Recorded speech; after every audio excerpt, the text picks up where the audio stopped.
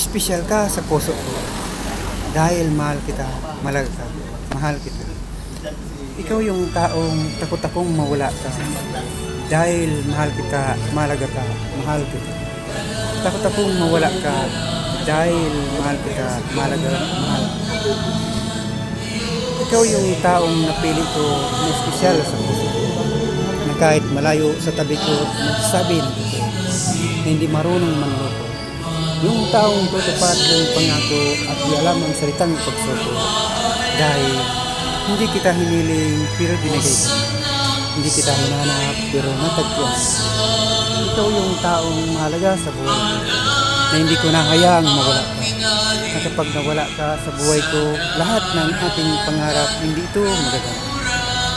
Aanin ko ang salitang realidad para lang mabigyan. Kung ang bawat salita ko naman hindi ko matupad.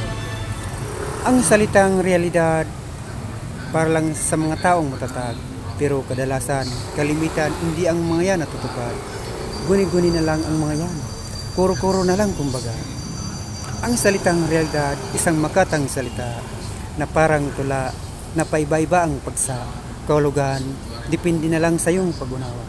Pero hindi mo pa rin ang mga yan maunawaan, kahit iyo pang naiintindihan. Saan ka? Sa realidad na parang tula, o sa dignidad na tinutula na naiintindihan ng madla.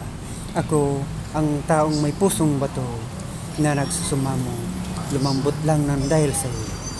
Dahil ikaw ang espesyal sa puso. Welcome, Xiaomi. Maligaya kong harapin ang